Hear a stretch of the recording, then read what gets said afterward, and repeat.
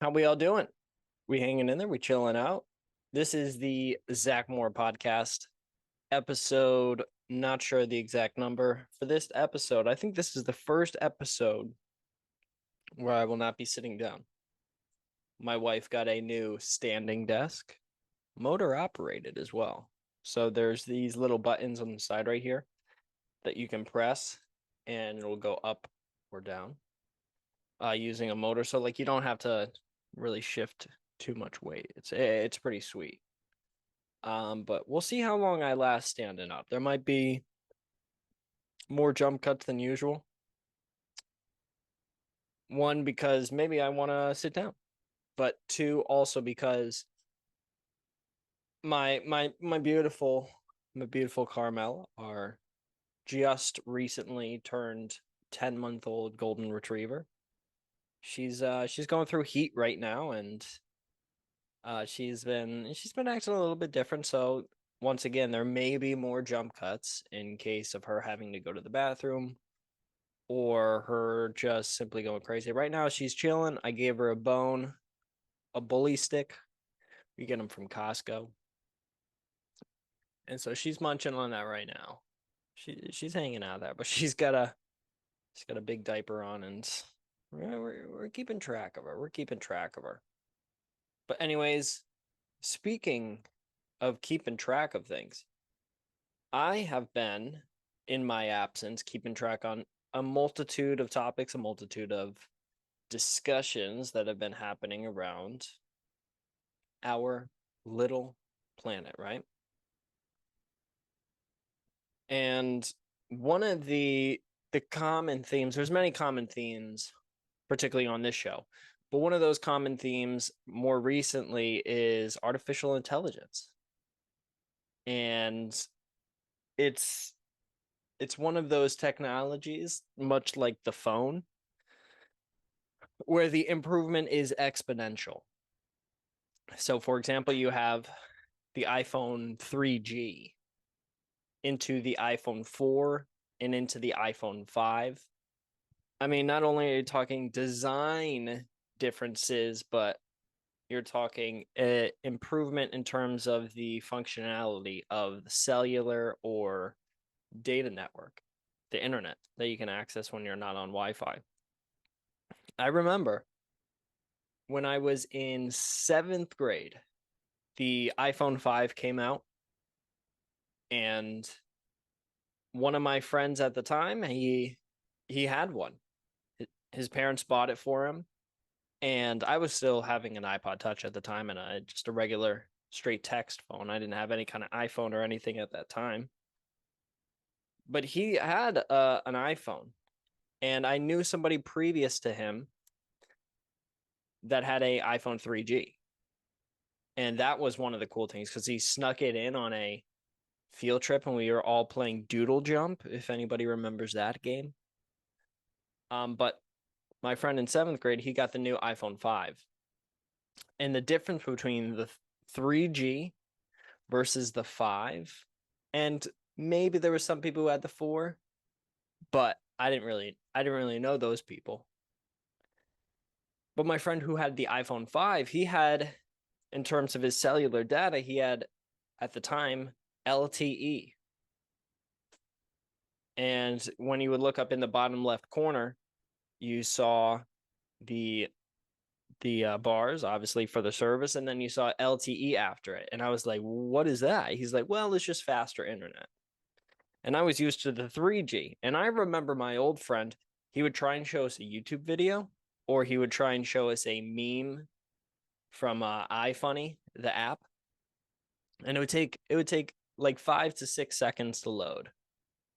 And even something like that at the time what wasn't crazy. But then compare that to my new friend who had the LTE, and he would just look something up on maps, or he would look something up on the internet and it would be there. It felt almost instantaneously. And that was one of those early experiences where I firsthand, at a very young age as well, saw these phones are getting pretty crazy. And I could not have forecasted how big Apple would become and the iterations of iPhones over the period of my own lifetime. Apple has become a monstrosity of a giant corporation. And I'm not saying that they're bad. I'm saying they are a massive corporation. Pros and cons. And that was one of those examples in 7th grade when I saw that the technology was outpacing kind of what I had expected it to be. I thought that the phones would just get a little bit faster, but I didn't know that they could access the internet in literally maybe 20% less time. It was crazy how fast they were. But anyways, let's talk about now. Google's new chatbot just passed the United States medical exam, something that is not easy, from what I've been told. This is from sciencealert.com. One of my favorite websites because there's so many different sections that they have, and you can just go through story by story by story, any topic, space, science, engineering. So, Google's artificial intelligence powered medical chatbot has achieved a passing grade on a tough US medical licensing exam, but its answers still fall short of those from human doctors, a peer-reviewed study said on Wednesday. Last year, the release of ChatGPT, whose developer OpenAI is backed by Google's rival Microsoft, kicked off a race between tech giants and the burgeoning field of AI. Google first unveiled its AI tool for answering medical questions called MedPalm in a preprint study in December. Unlike ChatGPT, it has not been released to the public. The US tech giant says MedPalm is the first large language model and AI technique trained on vast amounts of human-produced text to pass the US medical licensing examination. A passing grade for the exam, which is taken by medical students and physicians in training, is around 60%.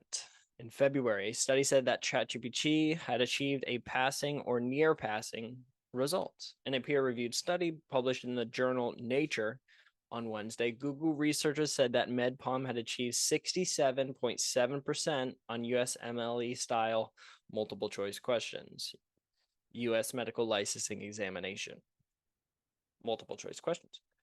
MedPalm performs encouragingly but remains inferior to clinicians, the study said. To identify and cut down on hallucinations, the name for when AI models offer up false information, Google said it had developed a new evaluation benchmark. MedPalm 2, so this is the second version, has reached 86.5% on the USMLE exam, topping the previous by 20%. According to a preprint study released in May that has not been peer-reviewed. However, let's move on to this next section, elephant in the room. James Davenport, a computer scientist at UK's University of Bath, not involved in the research, said, there is an elephant in the room for these AI-powered medical chatbots. There's a big difference between answering medical questions and actual medicine, which includes diagnosing and treating genuine health problems, he said. Anthony Cohn, an AI expert at the UK Leeds University, said that hallucinations would likely always be a problem for such large language models because of their statistical nature. Therefore, these models should, quote, always be regarded as assistants rather than the final decision makers. We'll see how long that lasts. Singal said that in the future, MedPalm could be used to support doctors to offer up alternatives that may have not been otherwise considered. The Wall Street Journal reported earlier this week that MedPalm 2 has been in testing at the prestigious U.S. Mayo Clinic Research Hospital since April. Singal said he could not speak about specific partnerships, but he emphasized that any testing would not be clinical or patient-facing or able to cause patients harm. It would instead be for more administrative tasks and be relatively easily automated with low stakes. At what point will we get to a level? And I think one of the major concerns in that last part, made me think of this. One of the major concerns with artificial intelligence is the fact that it will take people's jobs. And how likely is that? As it seems right now, it doesn't appear to probably be on the verge of taking anybody in the medical industry's job. If I'm going off of what this article states, it seems more likely that it's going to be used as a tool to already help people in their position to do their own work faster. I use it in my own job. I mean, I even use it for the podcast, not to get ideas or anything, but if I need to talk about a certain subject and I want to kind of get a general overall understanding. I mean, a couple episodes in terms of the Oppenheimer movie, I used it to have a conversation with the president of the United States at the time. But I more so use it as a way to get general information on certain topics that I'm discussing. And now I don't pay for the Chat GPT, so I just have the 3.5 version. But with that being said, I do have the ability to kind of use it to my own advantage. And I really do think that for at least a small amount of time, it's probably not going to really make a huge impact on the job industry or the job market in itself, because I don't think that it's at a stage in its life cycle where you can just let it go. Like, a good example would be have it as an accountant or have it as a job that deals with numbers. So maybe like investment banking or something like that, or a stock trader or something like that. You could fill in the information, say, take a look at all of these data points. This is the Q2 data of this particular company. Here is all of the data. Tell us, should we invest this much? Should we invest that much? Or should we not invest at all? Or should we do something different? And then it'll most likely be able to plop out an answer for you. And then you can use that information to inform your decision. There was a video that I watched of I think it was a hedge fund manager in New York City. And he demonstrated with ChatGPT 4 how he had these Excel spreadsheets, and he would literally copy and paste. So you say, here's an Excel spreadsheet, analyze this data, and make your three predictions for the best performing stocks this upcoming quarter and why. And he plugged all this information in, and like within 30 seconds, he had an answer. And 2 out of the 3 answers that it had provided were ones where he himself had already invested a substantial amount of money in. And that third one, when he saw it, he was like, oh, damn, that is a good idea. I didn't even see that. And it kind of opened his eyes up to this different possibility. Not that because ChatGPT said, hey, this is a good one to invest in, that he automatically invested, but it started that inquiry and that process in him trying to figure out what the hell's going on. So there is a small chance right now that ChatGPT or any AI technology is going to take away people's jobs. But I think it'll take a number of years, maybe 5 years, probably at the most. I would say 5 to 10 years before we really see any major impact of artificial intelligence on jobs where it's literally taking somebody's job. Not where I'm saying where somebody uses it in their day-to-day life and they all of a sudden don't have to work 30 hours a week. They can work 20 hours a week because they can use AI to get their tasks done efficiently. That's not what I'm saying. What I'm saying is a environment or a job marketplace where there is a job that was once done by a human. Your accountant used to be a person whose office you would go to. Now it's an AI program where you plug in your values and you say, "Hey, I want to do this, this, and this." You be as detailed as possible. It gives you out some answers. Says, "Hey, maybe you should invest in this. Maybe you should do this with your taxes. Maybe you should do whatever." And as a result of that, you then go and you invest, or you put your time and energy into these different factors based on the advice given by artificial intelligence. I don't think we're there yet, like I said, but I do think that it's not too far away, maybe 5 to 10 years away, where that actually starts happening. But in the very near future, I don't think that we will see anybody really particularly lose their job per se because of artificial intelligence, right? I mean, I could be wrong. Could be 4 months away and ChatGPT 5 comes out and it changes everything once again. But I hope that's not the case because I don't want people to lose their jobs. Anyways, let's go to our next thing. This is going to be a quick little segment. Cooking. I've gotten very big into cooking. I really enjoy it. It's very fun. Not so much baking, but firing up the grill, cooking a steak, cooking some chicken, cooking some potatoes, whatever it is, you know? That kind of cooking I really like. And this is something that I thought I would share with the world. Obviously, I didn't come up with this concept, but this is a quesadilla burger recipe.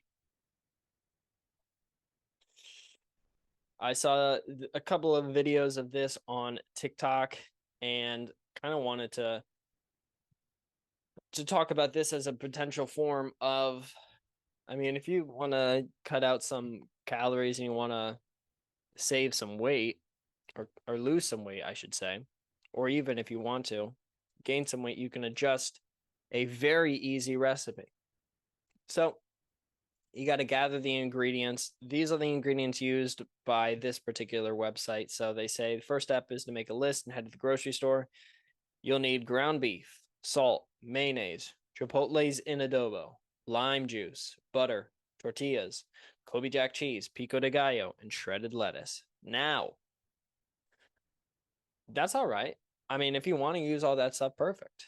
Especially if you want to put on some weight and you want to up the calories a little bit, having that cheese in there will definitely help if it's not fat free. If you have full fat cheese or whole milk cheese, that's a good way to add on extra weight and increase the amount of calories. And then lettuce and the chipotles and adobo and the pico de gallo, those all will be beneficial if you're trying to cut out weight, because one of the great things about lettuce is it's not very calorically dense, yet it has a lot of volume. So if you eat a lot of it, your stomach is still full, but there's not that same caloric content in it as, say, if you filled your stomach up with cheese, like I mentioned earlier. So I think lettuce is pretty much always good to have. Once again, if you're on a bulk, you probably don't really need it because it's not going to add that many calories and it's going to make you more full. And if you're trying to eat more, then it's probably not a good idea. But if you're trying to lose weight and you're not trying to eat as much, having lettuce in there is one of the most crucial things that you can do because it can keep you full because it fills that stomach up, like I said. But my recipe is pretty much when I'm bulking and I'm trying to put on a little bit weight right now.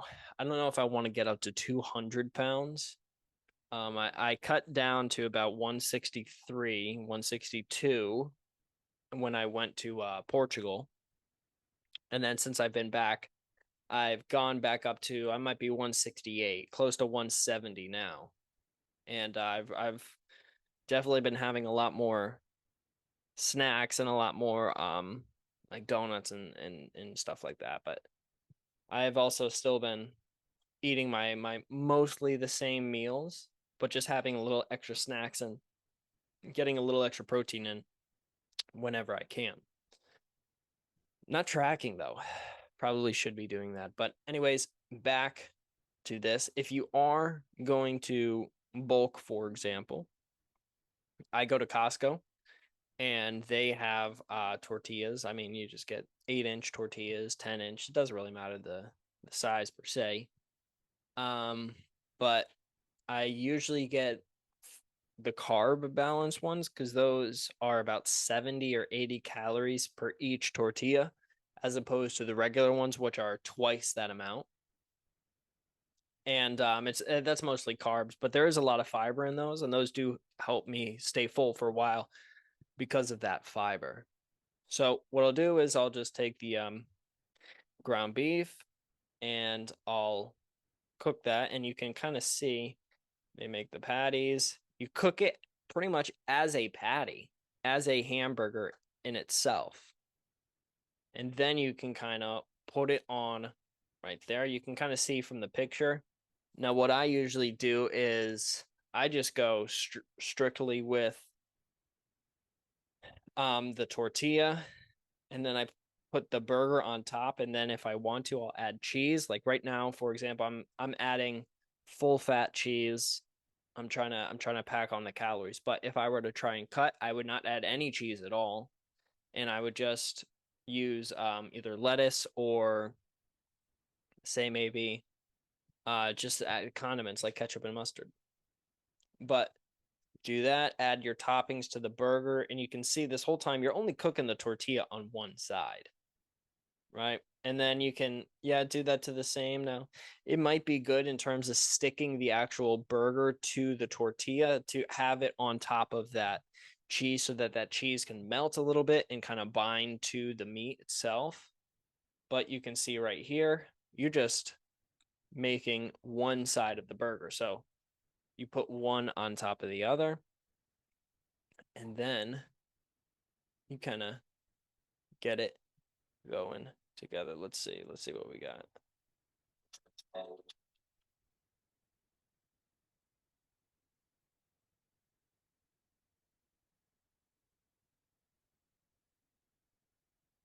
15 minutes too.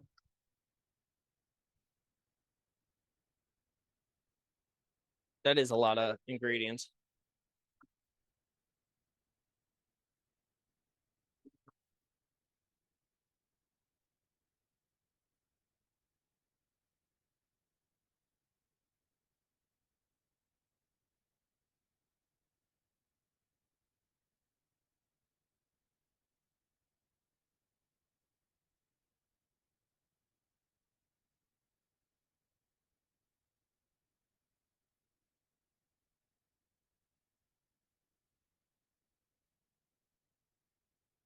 Carefully remove the burger. All right. I think we kind of get the idea. The idea.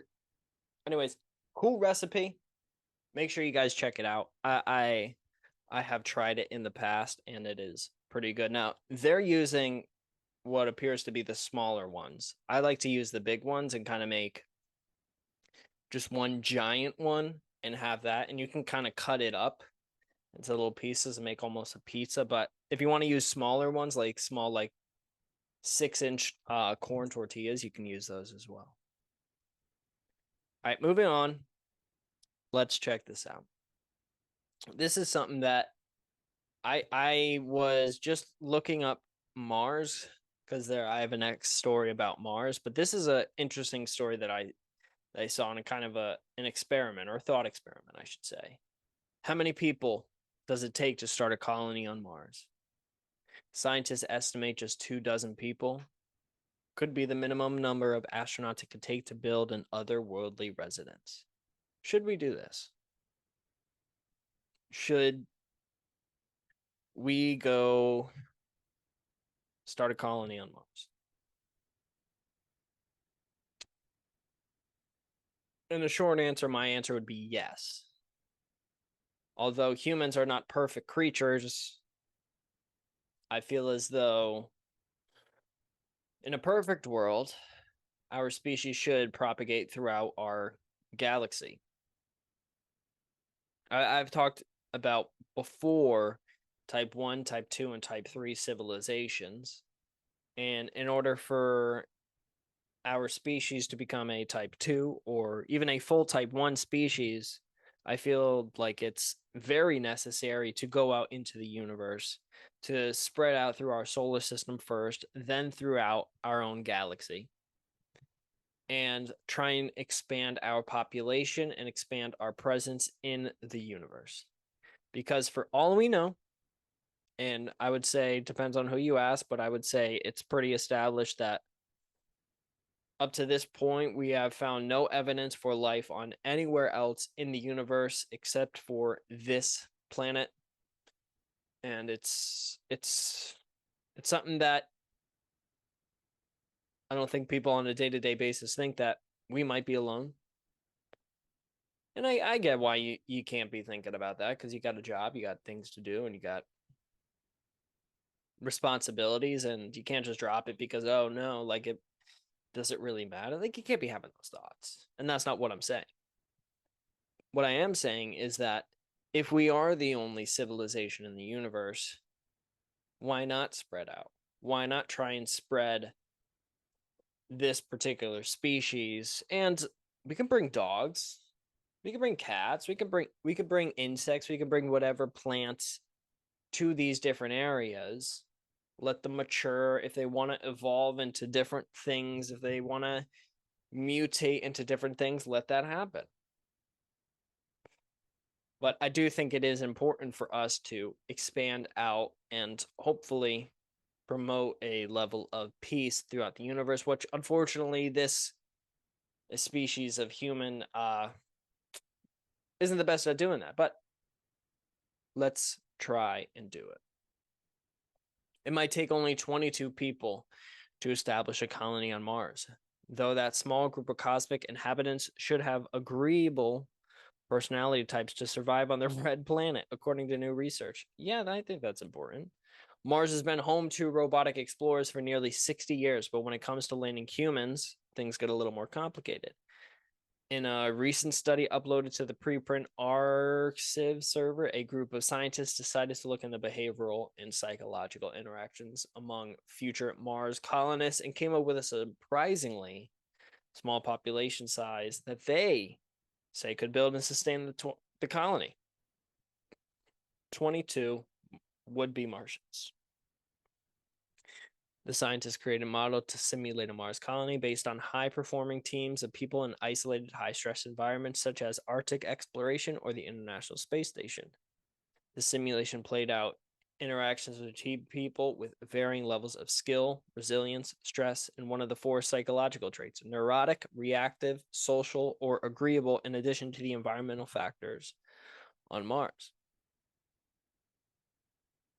The simulation for 28 Earth days, with varying numbers in each group that ranged from 10 to 170 people. The scientists found that an initial population of 22 was the minimum required to maintain a viable colony zone, and that the agreeable personality type was the one more likely to survive on Mars. Neurotic personality types, on the other hand, died at a much higher rate than others, according to the study. We tend to often treat humans as just numbers or particles devoid of personal incentives, heterogeneity, and adaptability. Anna Maria Barea, Associate Professor of Computational and Data Sciences at George Mason University and co-author of the study, told the Register. Human groups are a complex system where the outcomes is not the sum of its part, but synergistic. The research wanted to highlight the importance of considering human behaviors as part of future space exploration. Quote, we wanted to show that if we neglect the social, behavioral, and psychological aspects of space explorations, we can err grossly in our estimations, predictions, and projections. Now, what's the reality? I know Elon Musk has talked about trying to establish a colony on Mars, but when's that going to happen? I mean, it takes about 6 months just to get to Mars, and there's a certain window of time that we have to travel there in order to get there with the least amount of fuel and in the quickest amount of time.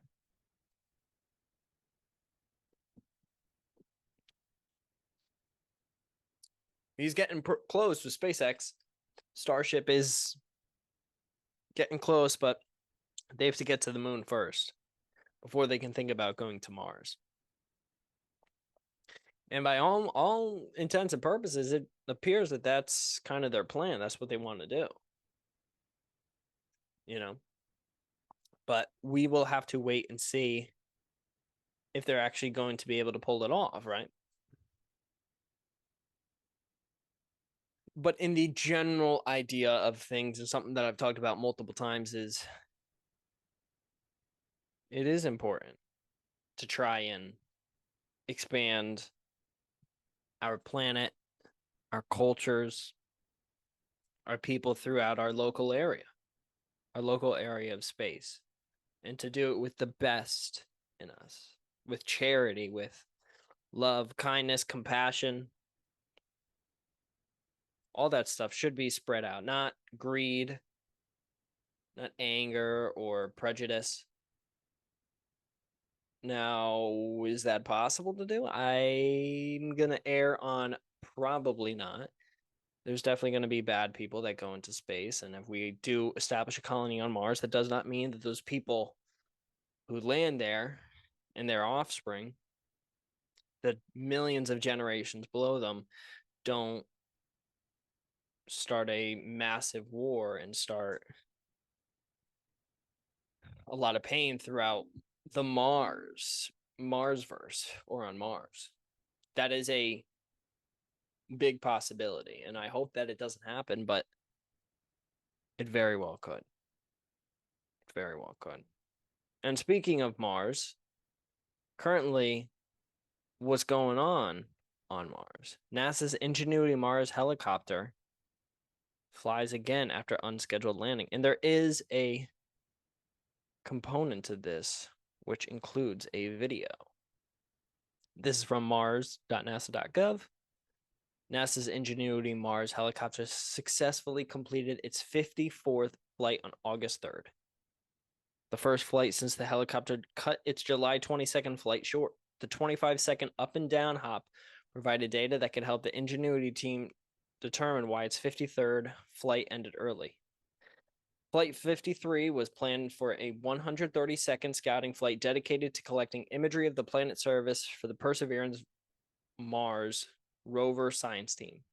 The complicated flight profile, including flying both north 666 feet at an altitude of 16 feet and a speed of 5.6 miles per hour, then descending vertically to 8 feet where it would hover and obtain imagery of a rocky outcrop. Ingenuity would then climb straight up to 33 feet to allow its hazard divert system to initiate before descending vertically to touch down. Instead, the helicopter executed the first half of its autonomous journey, flying north at an altitude of 16 feet for 466 feet. Then, a flight contingency program was triggered and Ingenuity automatically landed. The total flight time was 74 seconds.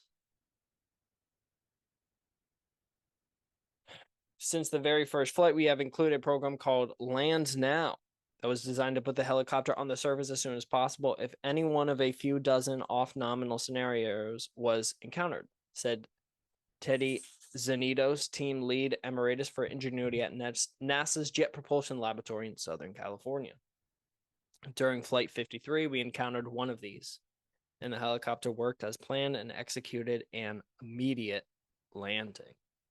The Ingenuity team is confident that the early landing was triggered when image frames from the helicopter's navigation camera didn't sync up as expected with data from the rotorcraft's inertial measurement unit. All right, let's go through here. So there was an issue. Now it's flying again. See, this is flight 54. This is crazy. That is on a different planet right now. It's currently millions of miles away. This stuff is crazy. You know. All right, here it is. This is back in August 16th of this year.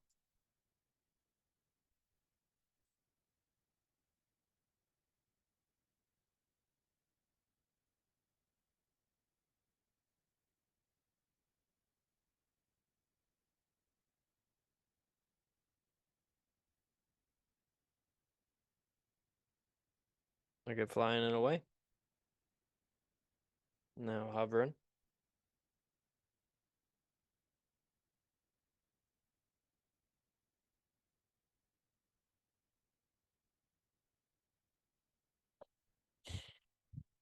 It's just crazy. That's not on Earth. That's millions of miles away on a different planet, and we're controlling it. It's crazy. So this is the 54th flight on August 3rd. After performing a pre-flight wiggle check, the helicopter takes off and hovers about 16 feet. Okay. So 180 feet away. That's how far away this video. Dang, they got good cameras on this thing. I respect it. All right. A key objective for Perseverance missions on Mars is astrobiology, including the search for signs of ancient microbial life. A key objective for Perseverance missions on Mars is astrobiology, including the search for signs of ancient microbial life. The rover will characterize the planet's geology and past climate, pave the way for human exploration of the red planet, as we talked about previously, and be the first mission to collect and cache Martian rock and regolith, broken rock and dust. Subsequent NASA missions, in cooperation with the European Space Agency, would send spacecraft to Mars to collect these samples from the surface and return them to Earth. Not very easy. It's easier to go there than to go there and then come back, obviously. The Mars 2020 Perseverance mission is part of NASA's Moon to Mars exploration approach, which includes Artemis missions to the moon that will help prepare for human exploration of the red planet. So they're gearing up. I mean, I don't think in my lifetime we'll see. I mean, I would like to think.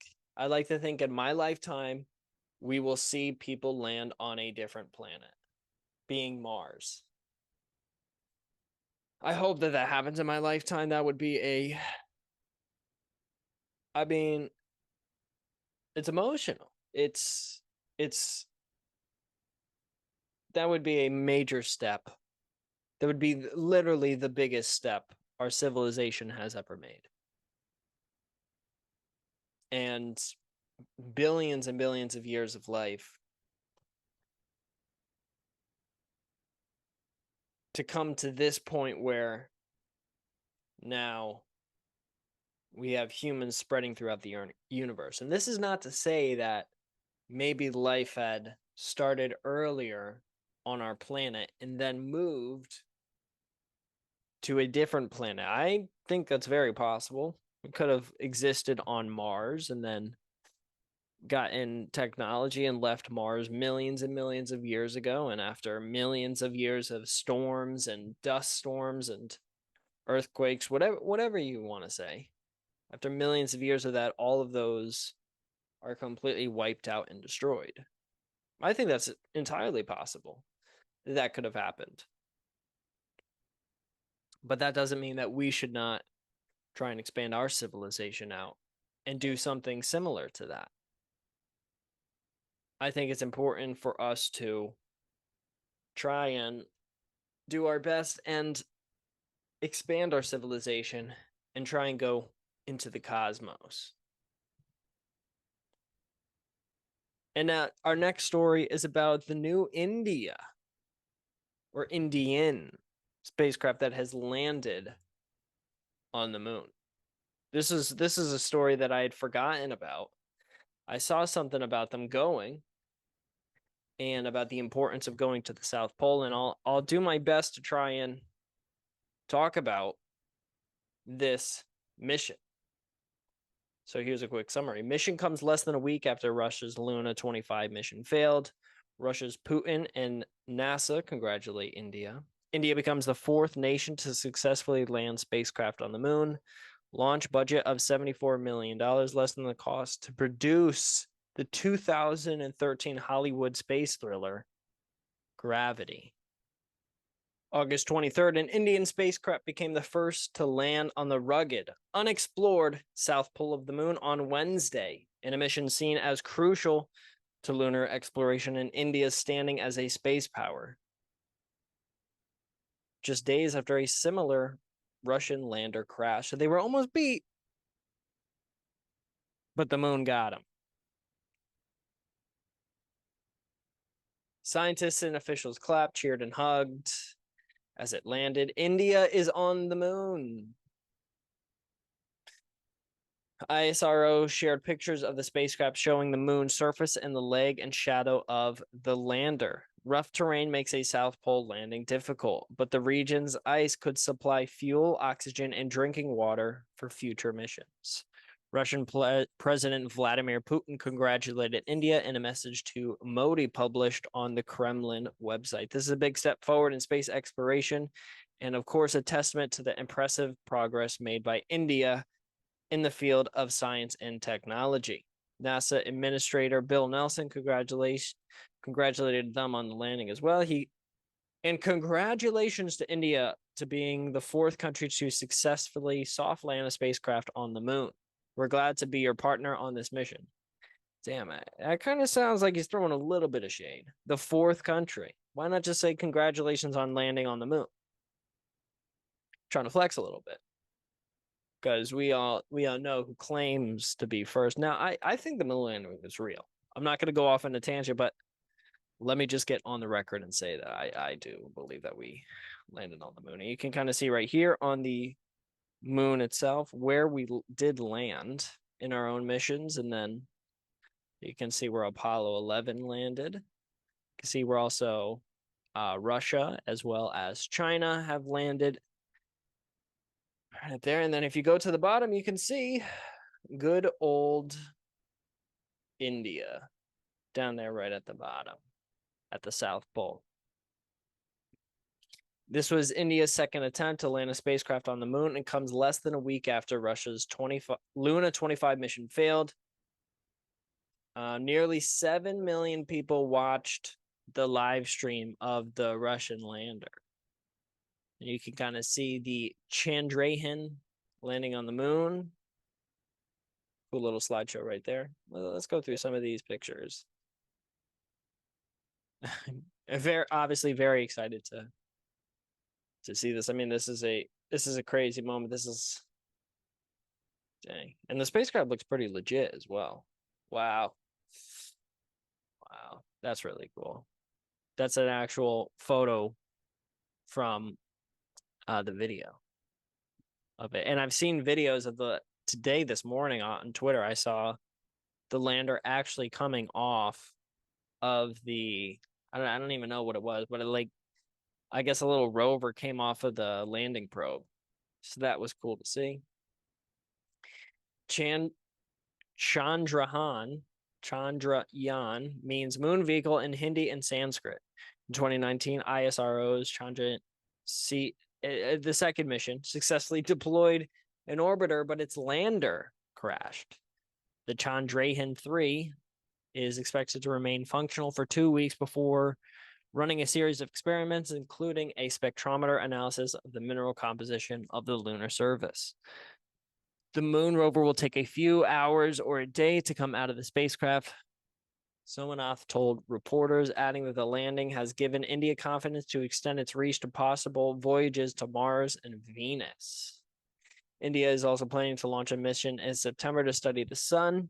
A human spaceflight is also planned, and while no official date has been announced, preparations are likely to be ready by 2024.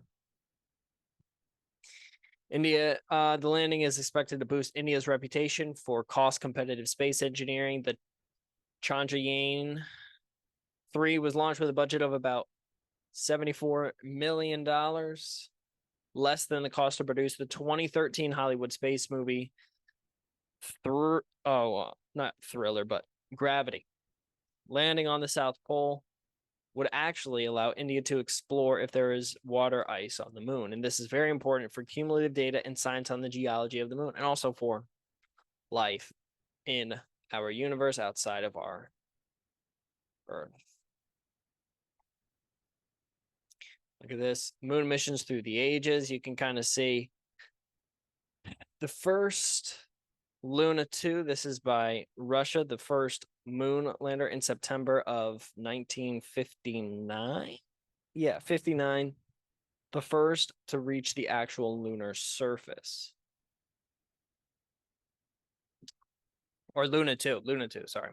Luna 2 was the first to reach the lunar surface in 1959, September. And then after that, you can see the USA really tried to get a lot on. It appears that and tried a couple years later and did not make it. And then they also had some crashes there. But Luna 9 by the Russians was the first soft landing on the moon. And then Apollo 11 in the late 60s was the first manned landing on the moon. And then you can see Luna 24 and Apollo 17, last Apollo mission in which humans walked on the moon in the mid 1970s, or not mid, early 1970s. And then followed close to 1980, Luna 24, last missions to bring back lunar samples by Russia. And then kind of coming up here, Chang'e 5 trying to collect the first lunar rock sample in 40 years. That was in 2020. Change 3 in like probably 2014, 2013 was China's lander and first lunar rover. Yeah, and then you can see Luna 25, Russia's first moon mission in 47 years. That was the one that crashed, and then obviously the Chandrayaan 3, unfortunately, or not unfortunately, sorry. They are the ones that made it. Unfortunately, the Russians did not. All right, let's keep going forward. Cool little article. I recommend you read this. India lands a spacecraft near the moon's south pole, a first for the world as it joins elite club. After a failed attempt to land on the moon in 2019, India now joins the United States, the Soviet Union, and China as only the fourth country to achieve this milestone. The successful mission showcases India's rising standard as a technology and space powerhouse and dovetails with the image that Prime Minister Narendra Modi is trying to project. An ascendant country asserting its place among the global elite.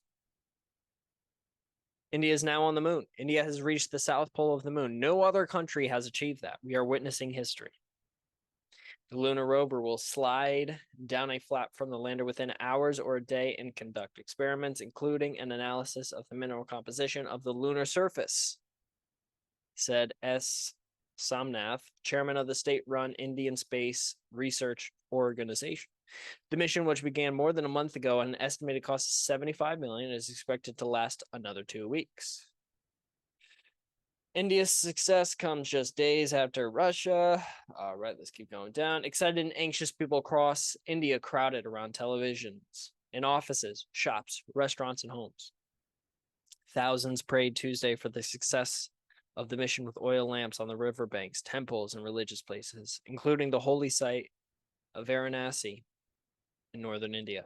As the lander approached the lunar surface, dozens of people in a government-run planetarium started praying with folded hands. They switched to cheering and clapping once the lander touched down. A man waved a banner reading, "The moon in India's arms."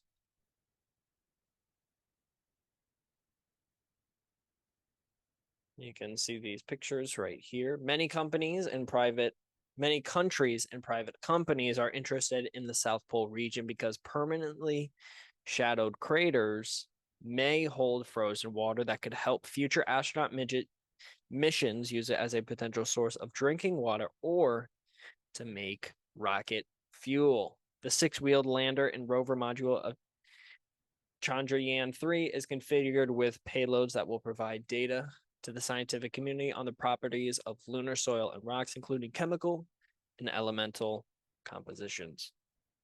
India's previous attempt to land a robotic spacecraft near the moon's little explored South Pole ended in failure in 2019. It entered the lunar orbit but lost touch with its lander, which crashed while making its final descent to deploy a rover to search for the signs of water. It was apparently caused by a software glitch. Active since the 1960s, India has launched satellites for itself and other countries and successfully put one in orbit around Mars in 2014.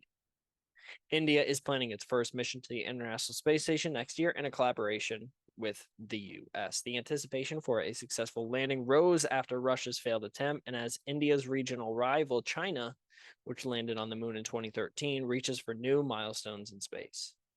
In May, China launched a 3-person crew for its orbiting space station and hopes to put astronauts on the moon before the end of the decade. Relations between India and China have plunged since deadly border clashes in 2020. Here's some more stuff right here. These are the actual live streams of it happening.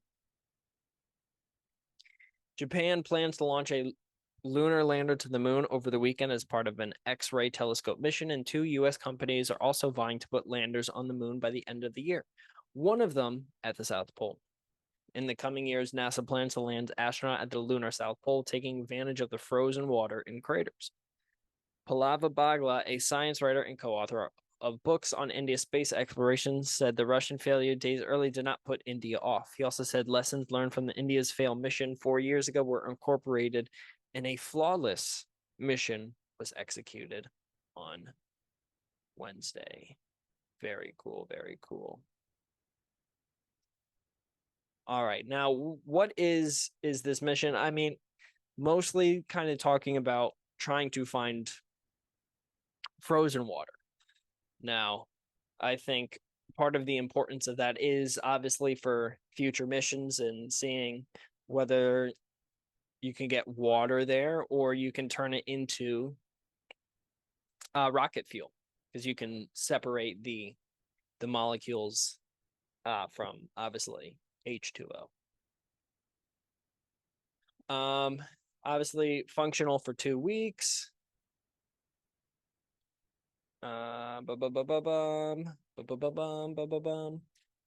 There's fierce excitement in India over the planned landing. Now, this is obviously before that they landed, but a successful mission would make India only the 4th country to successfully land on the moon after the former USSR, the United States, and China, and mark its immersion as a space power just ahead of national elections next year.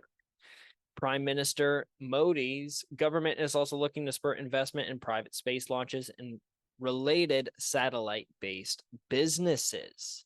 India wants its private space companies to increase their share of the global launch market by 5-fold within the next decade. Modi said that when the moon mission launched, that ISRO was writing a new chapter in India's space odyssey and elevating the dreams and ambitions of every Indian. So India's kind of saying to their, or at least the Indian government is saying to those private corporations, private companies, we want to explore. And we need your help. And I think that's a great idea.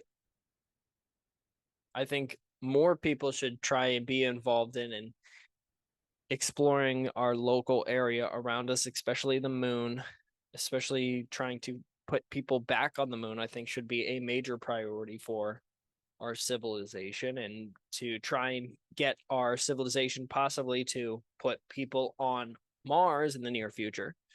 I hope that happens as well. Now, why do we even really care so much about this? Well, first, in order to know that, how do we know that there's water on the moon? Well, as early as the 1960s, before the first Apollo landing, scientists had speculated that water could exist on the moon. Samples the Apollo crews returned for analysis in the late 1960s and early 70s appeared to be dry. In 2008, Brown University researchers revisited those lunar samples with new technology and found hydrogen inside tiny beads of volcanic glass. In 2009, a NASA instrument aboard the Indian Space Research Organization Chandrayaan-1 probe detected water on the moon's surface.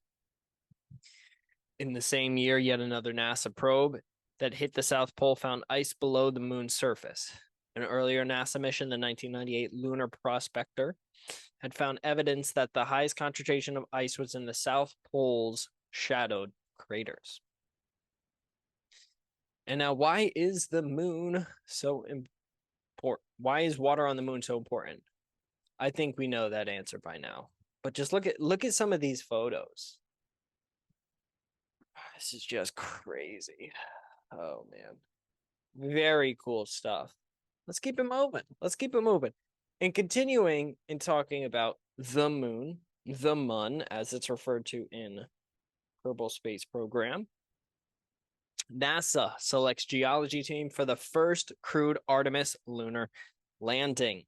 NASA has selected the geology team that will develop the surface science plan for the first crewed lunar landing mission in more than 50 years.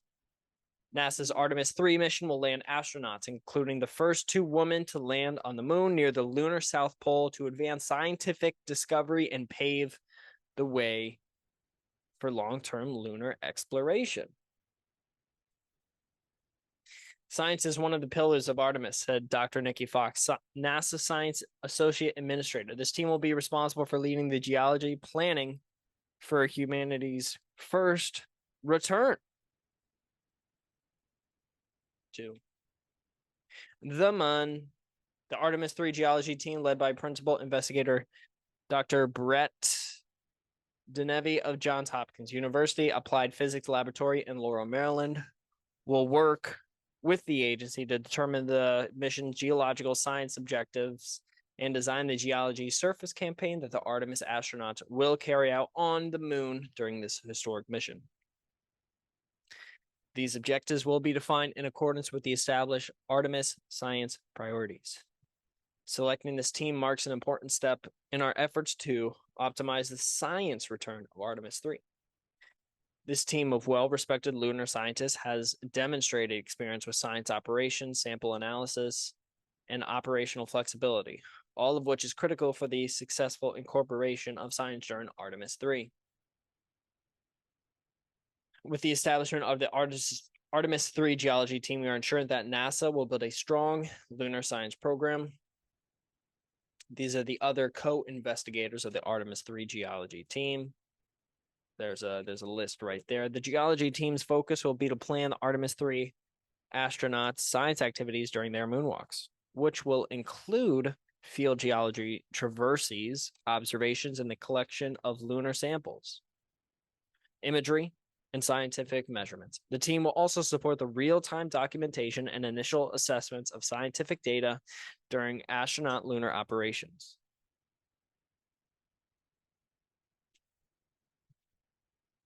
Members will then evaluate the data returned by the mission, including preliminary examination and cataloging of the first lunar samples collected by NASA since 1972. The Artemis 3 geology team will have the unique opportunity to analyze the first ever samples from the lunar South Pole region, helping us not only unlock new information about the formation of our solar system, but also with planning for future Artemis missions and establishing a long-term lunar presence. Collection of samples and data from this region, which contains some of the oldest parts of the moon, estimated to be at least 3.85 billion years old, will help scientists better understand fundamental planetary processes that operate across the solar system and beyond. The resulting analysis from the geology team's activities could also help. I just lost it. Help scientists better understand fundamental planetary processes that operate across the solar system and beyond. The resulting analyses from the geology team's activities could also help yield important information about the depth, distribution, and composition of ice at the moon's South Pole.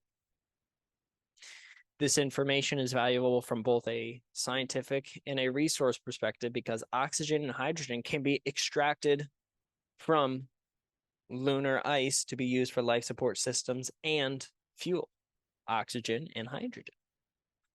Not a bad combination. The team which was chosen through a dual anonymous peer review process, will have a budget of $5.1 million to lead the geology for Artemis 3. Dang it. Couldn't get 5.2. The members of this geology team are part of the broader Artemis science team and work with coordination with Artemis 3 project scientist Dr. Noah Petro and the NASA Artemis internal science team, as well as participating scientists and the deployed payload systems. So they're going to the moon. And I think that when these missions do ultimately launch off, that it'll be one of the cooler things that we see, because I really feel like this will open up the door. And I would love to see like joint missions between India, China, Russia, and America on the moon. Have a giant moon base where all these different countries can come together and chill out. Imagine you're playing, let's see. I mean, imagine if you're playing like a Madden game or a Madden tournament, a 4-person tournament, or a 2K tournament with one person from the US, one person from Russia, one person from China, and then one person from India. And they all play in a 2K tournament. And the winner, I don't know what the winner gets, but I guess they could just play for fun. But I do think that having a big ass base on the moon, and particularly having one that multiple countries can access, not just the US or Russia or whoever, that these people can get there and kind of hang out. And also it helps save time, because if you're going to have India building their own place and the US building their own place and Russia building their own place, I feel like it's going to be 4 different things. Like, why not just have one giant place where all of the different countries can contribute? Anyways, moving on, hacking animal communication with AI. Ever wonder what birds are talking about? Does eavesdropping on bees sound intriguing? Want to know what your cat really thinks of you? I do. I'd love to have a conversation with Carmela, who's right now begging for clementines. I always give her clementines, but I am out of clementines. I do not have any more clementines. So you don't have to bother me anymore. Thank you. All right. Researchers Yassi Yovel and Oded Rachavi from the School of Zoology, Wise Faculty of Life Sciences, and Sagol School of Neuroscience, Tel Aviv University, Israel, have looked into what it would take for AI to understand non-human animal communication. In an essay, AI and the Dr. Dolittle Challenge, published in Current Biology, the team probes the nuances of animal intelligence, communication, and the potential and limitations of AI capabilities. The researchers frame communicating with animals as the Dr. Dolittle Challenge after a popular children's book series with multiple film and animation adaptations. In the fictional story, Dr. Dolittle is taught to understand bird language by a West African parrot named Polynesia, who is conveniently bilingual, speaking both bird and the human language of English. In the story, Polynesia suggests that animals are just speaking a different language, stating, if I say Polly wants a cracker, you understand me. But hear this. Good gracious, cried the doctor. What does that mean? That means, is the porridge hot yet in bird language? The research suggests that regardless of the capabilities of animals, humans, or AI, the text and context of communication will be far different than assigning direct meaning to sounds as we might with another human language. Multiple communication factors will be required to converse with the animal world, and the researchers identify 3 main obstacles. The first limit is the challenge of distinguishing the context of animal communication. Humans have been recording and mimicking animal communications for decades, and researchers, without the aid of AI, have been able to elicit responses from various animals based on this technique. For instance, a female-like robotic frog attracted real male frogs for mating attempts, and a fish robot interacted with live fish during schooling behavior, affecting their movement.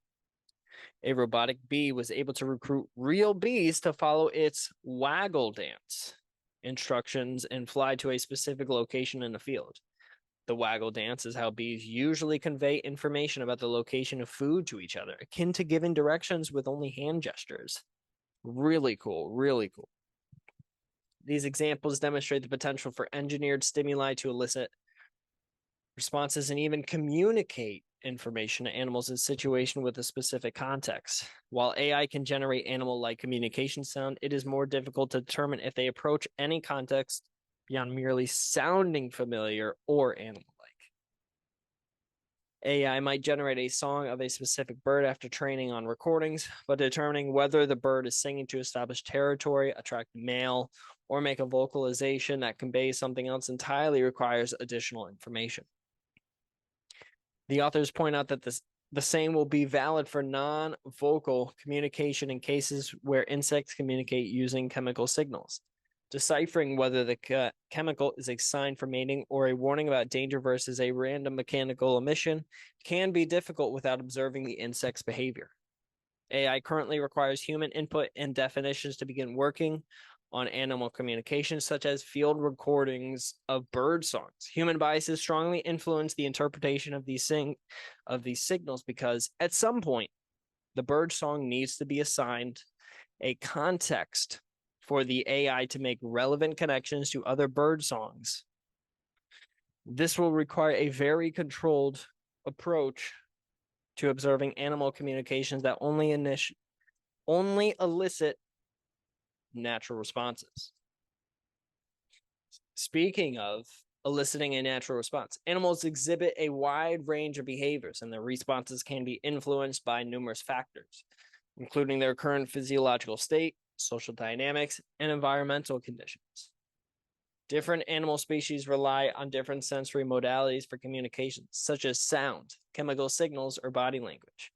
Isolating specific responses related to communication might require an array of observational techniques. Experiments cannot train the animals to produce responses. A common research technique, as this closes the window into natural communication, makes the observation lab training dependent. Damn, so you can't tell your dog what's up. Measuring responses can also be challenging, as there may be no clear external measurable response. Humans may be more prone to miss subtle responses. AI algorithms trained to interpret responses will be at greater risk of taking subtle gestures as a response and finding correlations where none actually exist. There are a limited range of contexts. The third obstacle identified involves animal communication, focusing on a restricted set of contexts such as alarm and courtship.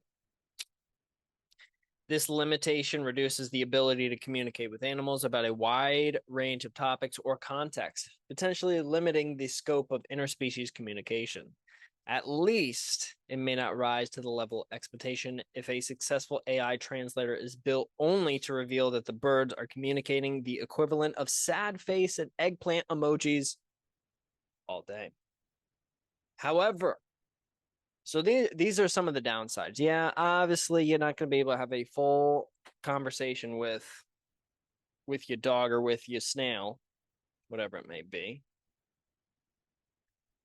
There's still different things that you can convey, right? There's still different things where you can give information to another species, such as a dog or such as a bee, which was one of the examples given. There are potential benefits of communicating with animals, obviously. Communicating efficiently with honeybees or other pollinators could benefit farming. That would be cool. That would be cool. But what if the bees start asking for stuff? What if they say, "Hey, you have to give us more honey"? I don't know. I don't know. What if the bees are like, "We're going to need some honey first. You're going to have to pay us in flowers to pollinate, and we'll trade you with pollinating those flowers." I don't know. But that would be funny to see. Distinguishing the mood or disposition of farm animals might aid in their care. That is true. Understanding the chatter in a protected forest might alert conservationists to an unseen threat. That'd be cool. A monkey's yelling in the air to watch out for a snake or something. That'd be cool. Research experiments could significantly improve if mice could share a self-reported perspective. Dang. Yeah. Asking the mice. Or this is not mentioned in the article. We could have a real life ratatouille. We could teach a mice or a rat, a mouse, I should say, a mouse or a rat how to cook. Give them a recipe and teach them how to cook, bring them to France, and you could have a real rat make your dinner for you. They'll understand how to cook. They'll understand all the things to do. I'm kind of liking this. Yeah, I'm kind of liking this. All right. It also has implications as a first contact rehearsal for potential extraterrestrial encounters.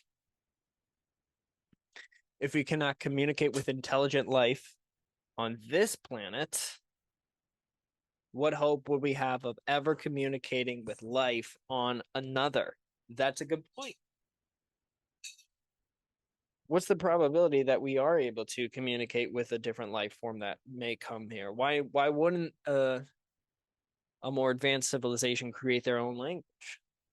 These are all good points. Speaking of the extraterrestrial beings, the GOP debates, politicians. These are the aliens out here. These are the people that are different from you and I.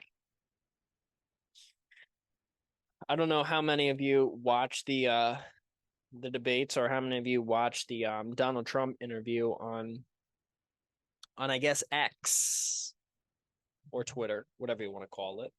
How many of you watched that Trump interview? I think it's up to like 250 million views, which good for Tucker Carlson. More views than this video is going to get, probably. I'm only assuming. You never know. You never know. Anyways, the GOP debates, one particular thing came up, and I haven't talked about this on the podcast because I looked into it and I just don't feel like I can do the topic justice. I would really need to have an expert on to talk about this, but it's the hearings in Congress in which they did talk about UFOs. I feel like it's a very important topic, but unfortunately it's one of those ones where I can't talk about it because I don't feel like I'm qualified to do so. And I certainly don't want to spend my time kind of fumbling through pretending like I know what I'm talking about when in reality I really don't. And most of these things I don't fully understand the topics, but I have some knowledge of it. Whereas with the UAPs, UFOs, and that Senate hearing, I'm not an expert on that. So in the GOP debates, Chris Christie was asked about UFOs and about the programs. One of the last things you expect was stuffy politicians facing off in the first Republican presidential primary debate is a discussion on the controversial subject of UFOs, or unidentified anomalous phenomenon as they're now known. But that's exactly what happened last night. The awkward moment in the debate in Milwaukee, Wisconsin on Wednesday night featured 8 potential presidential candidates came when moderator Martha McCallum took aim at former New Jersey Governor Chris Christie to ask his opinion about a president's responsibility to provide the American public with the truth about the UFO topic. I get the UFO question? Christie responded with a smile. Christie was a good sport about the unexpected topic that was specifically lobbed at him, being queried for his own thoughts regarding transparency with the country concerning unidentified anomalous phenomena in the wake of intriguing congressional hearings on the subject this past July. He said the job of the President of the United States is to level with the American people about everything. The job of the President is to stand for truth, especially coming from a woman from New Jersey. I think it's horrible that just because I'm from New Jersey, you ask me about unidentified flying objects and Martians. We're different, but we're not that different. The New Jersey connection is in reference to Orson Welles' infamous Mercury Theater radio broadcast of H.G. Wells' War of the Worlds back on October 30th, 1938, when a panicking public believed that hostile Martian tripod machines were actually rampaging around the countryside near Grover's Mill, New Jersey. And then it kind of goes on further to talk about the specific behind the UAPs. The Department of Defense is involved. It's a crazy thing. I really suggest that you go watch that entire. I think it's maybe 2 hours of that particular person speaking to the I think it's the Senate. I think they're in the Senate or something. But yeah, the United States Senate Committee on Armed Services on April 23. Yeah. Yeah.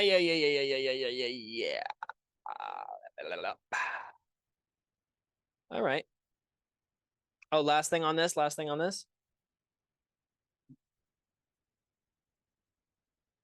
I do want to make a comment about, I did say that I did watch the debates.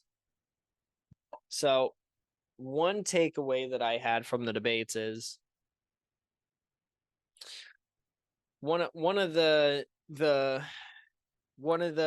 two differences that I saw was people who, even if I didn't really agree with what they were saying, I thought what they were saying, they were either flat out lying about, or they just didn't feel, I guess a better way to describe it is I didn't feel like they were genuine in what they were actively saying.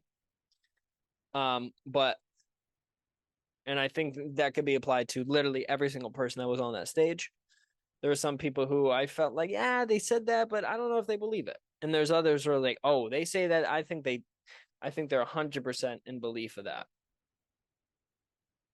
Two people who I thought were, in terms of when they spoke, I was watching it with my wife.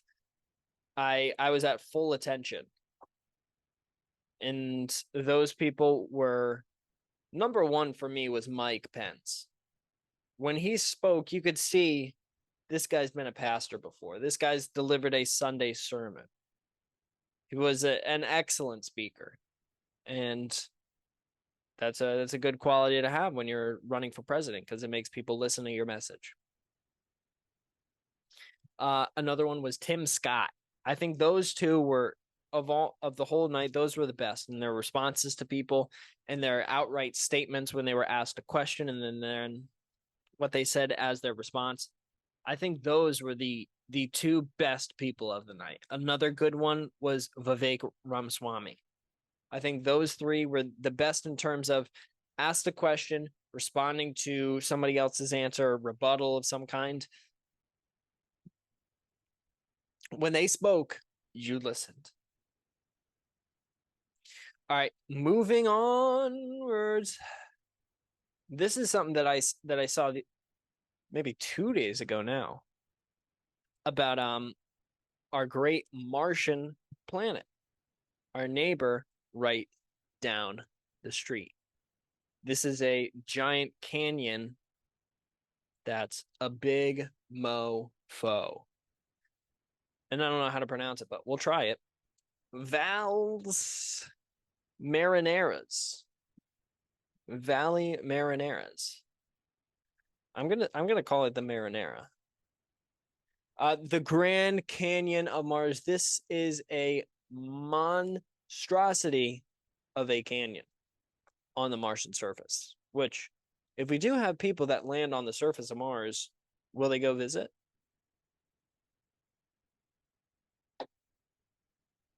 I'd certainly love to go visit. This mosaic of Mars is a compilation of images captured by the Viking Orbiter 1. The center of the scene shows the entire Valles Marineras canyon system, more than 2,000 miles long, 370 miles wide, and 5 miles deep, extending from Noctis Labyrinthius the arcuate system of Graben to the west to the chaotic terrain of the east. And then this is really cool. This infographic shows composite orbiter images in the outline of the United States shown to scale. This is pretty damn big. Mars is relative to Earth, it's very small, but the US is pretty damn big. And you can just see right here, that's the canyon right there, just on the Martian surface. And then here's an overlay of the entire United States. The United States doesn't even extend, doesn't even fit. It's wider than the United States, which is pretty crazy to think. The mosaic is composed of 102 Viking orbiter images of Mars. Many huge ancient river channels begin from the chaotic terrain from north-central canyons and run north.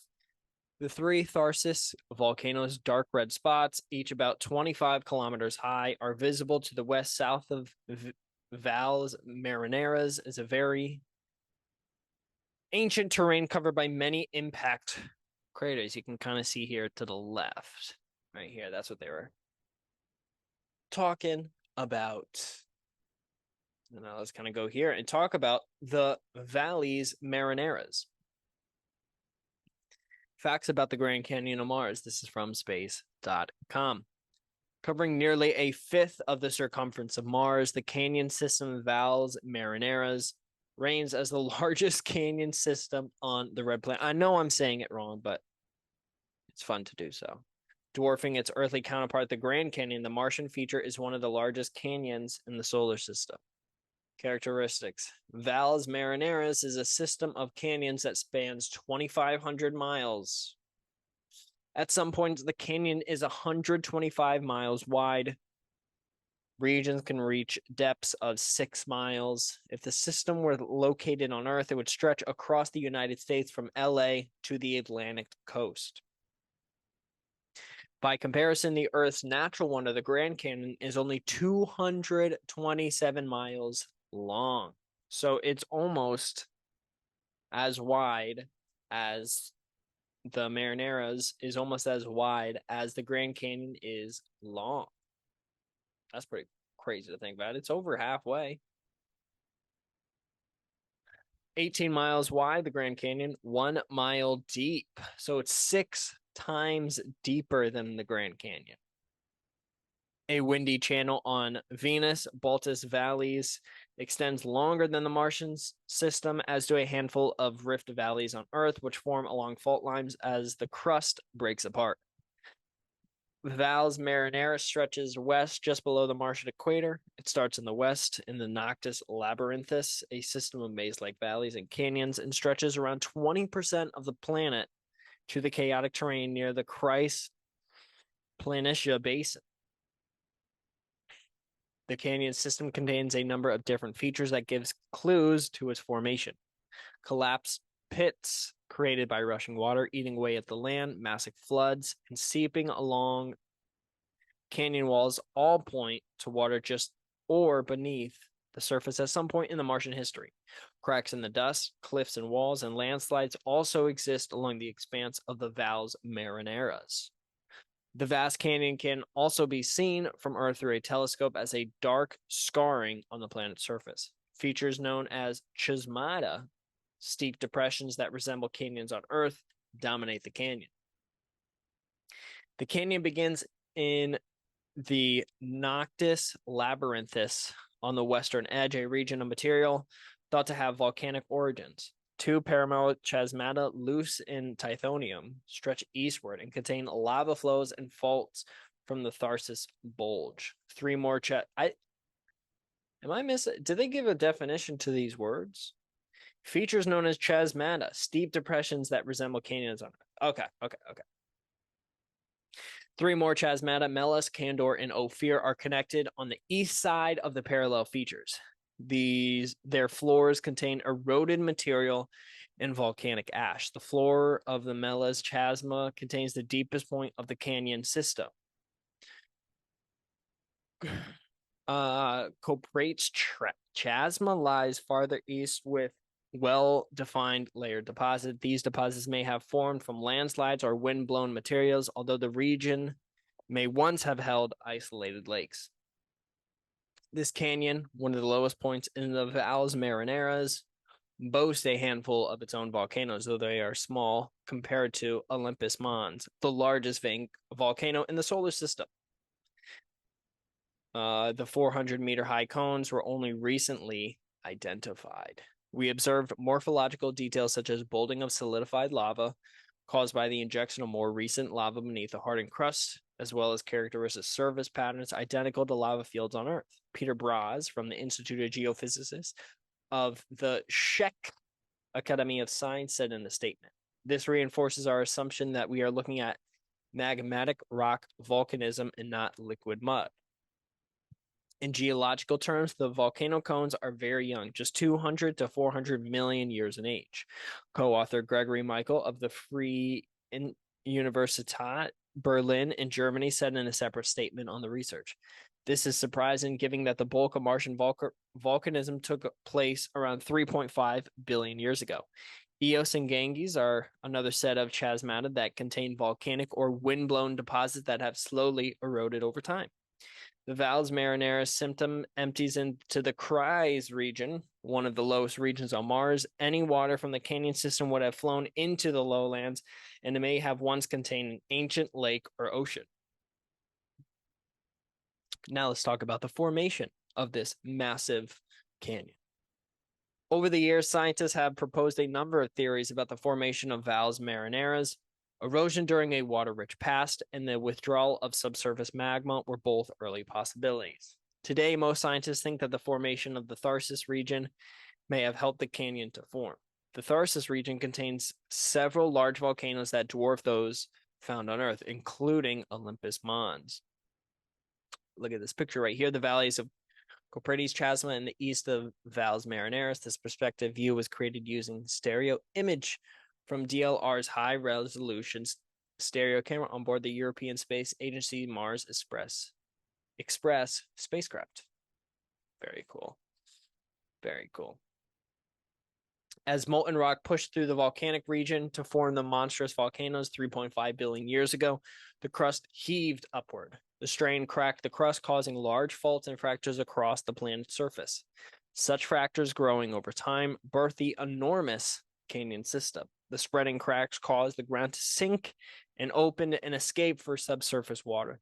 The upward rushing liquid broke down the edges of the fractures, enlarging them and washing away more of the ground while flowing past.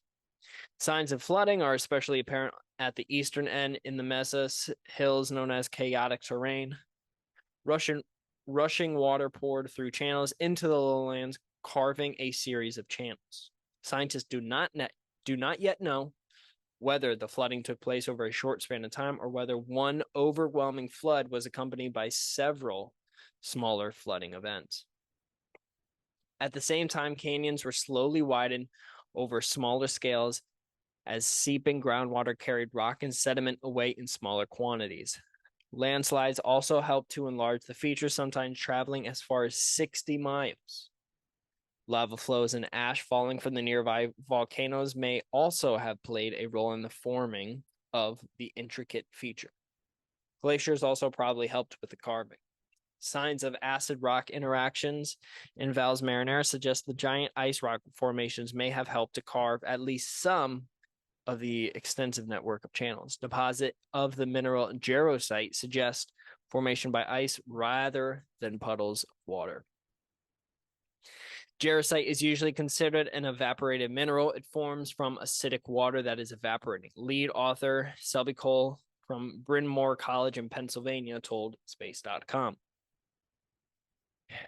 Getting an evaporated pool of water halfway up a 3-mile high cliff is tricky, and the more we looked into the geologic context surrounding the deposit, the less likely a liquid water origin seemed. The large canyon system was first discovered in 1972 by its namesake NASA's Mariner 9 spacecraft, the first satellite to orbit another planet. Very cool. Let's take another look at this big mother trucker. I mean, there's a nice little image right there of it. I mean, you can just see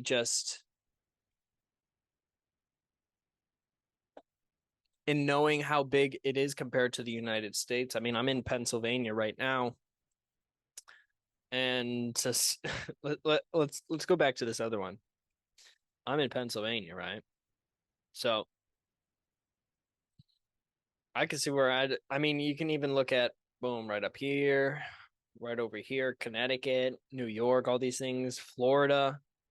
Florida is very easy to kind of see because it's kind of sticking out right there, and you can imagine how big Florida is. Now compare that to even the width of this thing. I mean, it's a monstrosity, as I said earlier in the podcast, but it's a beautiful feature of a beautiful planet.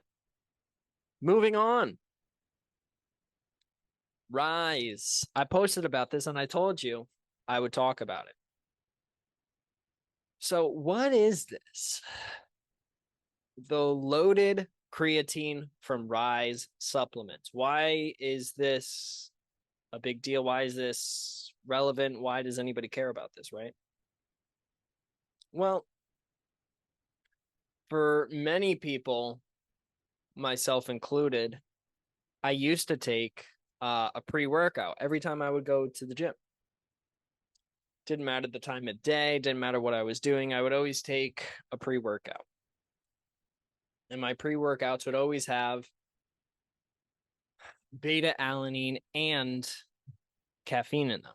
And there's nothing wrong with having beta alanine or having caffeine in a pre-workout. It's perfectly fine. If you like to have that in there, that's fine. But I found that I didn't get I didn't get any benefit from having beta alanine in it. And if you've done pre-workout before, when you feel super itchy and you feel like you want to rip your skin off almost because you have these little tingles everywhere, that's beta alanine. And the only way that I've found to get rid of that feeling is to run. And so if I am going to use beta alanine, I have straight up beta alanine, and I use that pretty much every time I go for a run because that helps reduce the soreness. If my legs are sore going into a run and I take that, I feel amazing. I feel great. And my legs don't get as sore after the workout. And when I am in the middle of running, they're not as sore, no matter what I did the previous day or previous couple of days prior. So it's very, very helpful if you are going to do any sort of cardio. If you're going to be running for 30 minutes to an hour, get some beta alanine. And if you have a pre-workout that has beta alanine in it, use it before you go on a run.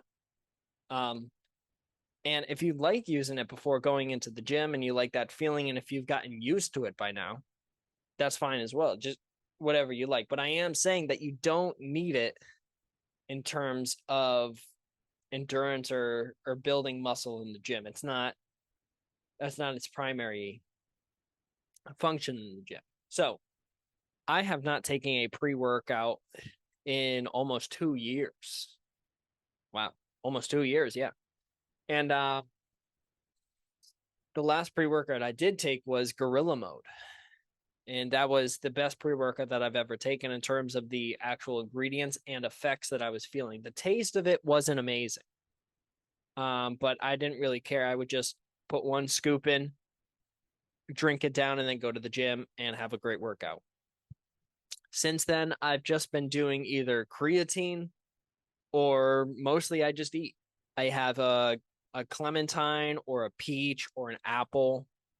Those are the main things that I'll do before I go to the gym. My favorite thing is either a clementine or an apple. I like clementines probably the most because I find they're the easiest to eat.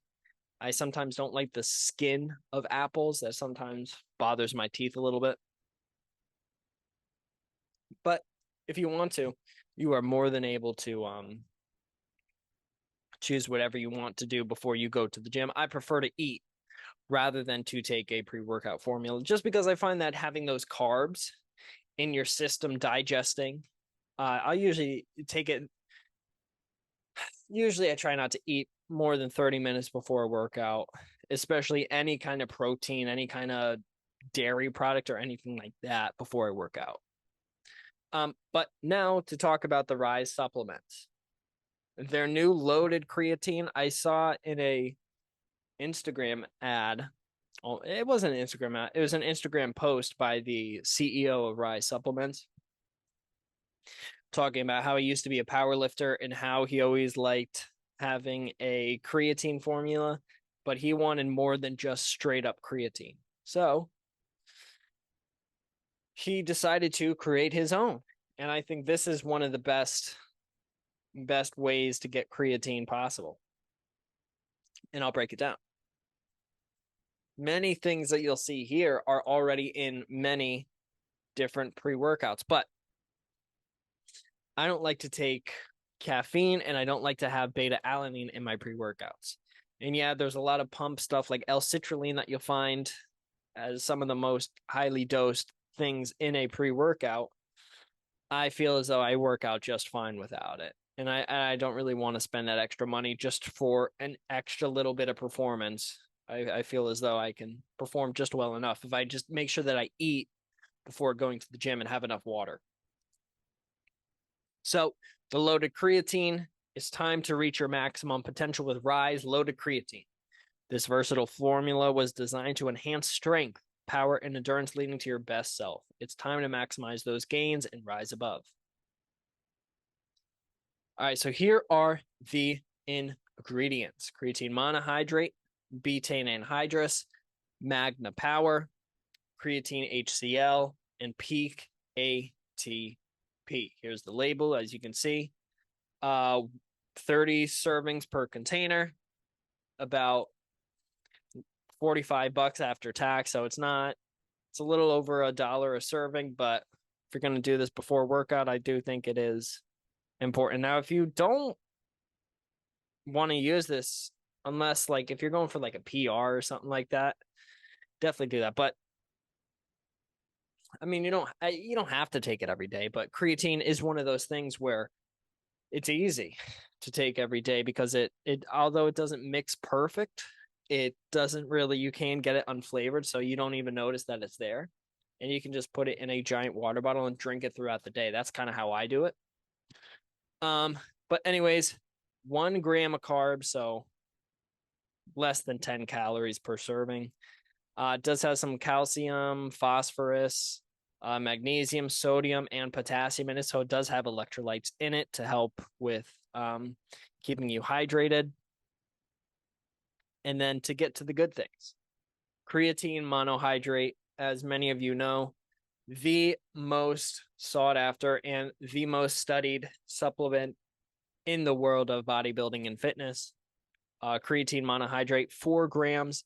Most people say you should get 5 grams. And I wish that they did include 5 grams of creatine, but they do explain why. And then they have betaine anhydrous, which I will talk about in a second. They have 2.5 grams of that. Then they have magnesium creatine chelate as Magna Power, 1.5 grams right there. So this is creatine, okay, but it has some stuff added onto it, which I'll get to in a second. Then they have creatine HCl, 750 milligrams of that. And then they have adenosine 5-triphosphate disodium as peak ATP, 450 milligrams. All right, now let's get into what are these ingredients? First off, let's go to betaine anhydrous. This is set.com. There are many mechanisms, compounds, and processes within the body that, while underrated, play an essential role in our overall health, doing everything from fighting diseases to improving gym performance. A perfect example of this is betaine anhydrous, a naturally occurring compound formed from the amino acid glycine and 3 methyl groups. For this reason, it's also referred to as trimethylbetaine. Unfortunately, many people aren't even aware of what betaine anhydrous is or what it does, and there are many great benefits. It's important we discuss it. What is it? It's a naturally occurring compound that plays several important physiological roles in the body. There are several forms of betaine, with betaine anhydrous being the most beneficial and the one you're more likely to find in a pump formula pre-workout. Betaine anhydrous, also known as TMC, trimethylglycine, as its structure is composed of the amino acid glycine and 3 methyl groups. It's also sometimes referred to as the methyl donor betaine, as its health benefits are derived from its ability to donate its methyl groups. This is primarily done during the methylation cycle, in which it donates its methyl groups to a chemical called homocysteine. This reaction then produces the amino acid methionine. It's also been over the past few years that the health benefits of betaine have been thoroughly researched, along with the effects of betaine supplementation. The main area of research has been centered around its relationship with homocysteine levels and the resulting effect. While more research needs to be done, betaine anhydrous does seem to offer numerous benefits that just about every population would be interested in. This includes everything from improving liver health to decreasing lung cancer to body recomposition. Before we go any further, we want to talk about 2 compounds that sound similar to betaine anhydrous and can be sometimes confused. The first one is beta-alanine, an amino acid and effective sports supplement. In fact, it's one of the most popular and beneficial ones you can buy, and is often responsible for pre-workout making you tingle and itch. However, beta-alanine has nothing to do with betaine anhydrous. The names kind of look similar,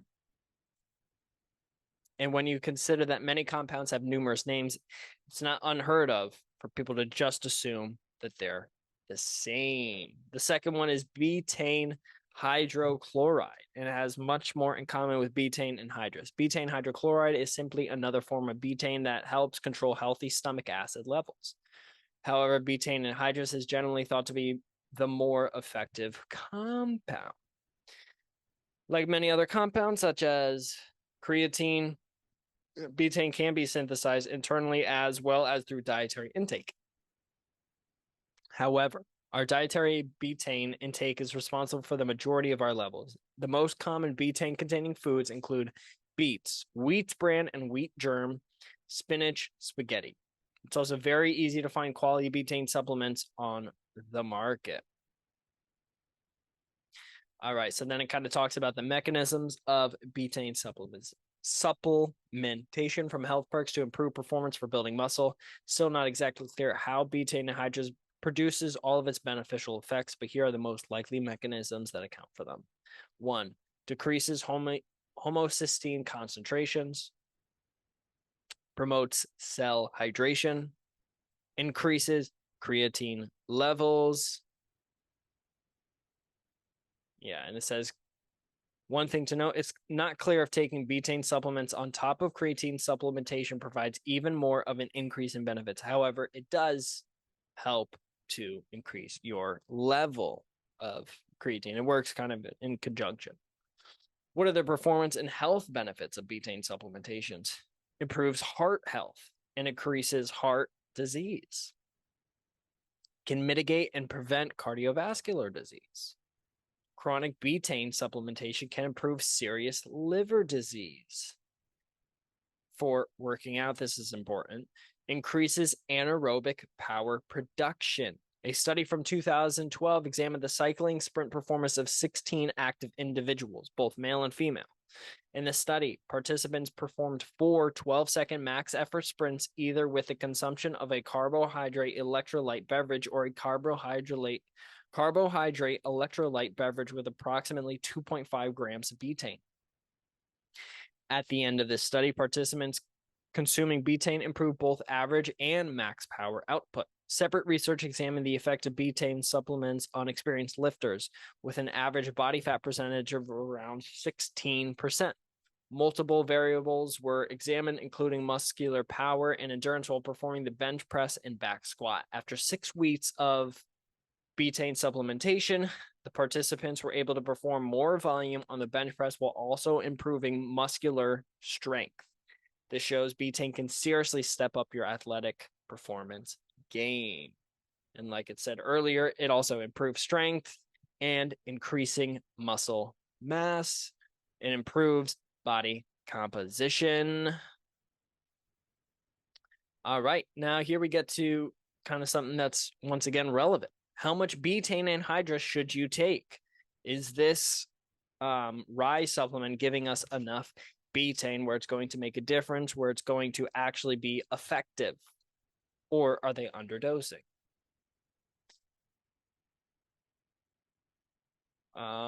Further, there are several variables you need to consider that could affect how much betaine you need. What does your diet look like? Why do you want to take betaine? Have you been diagnosed with a condition or are you self-prescribing?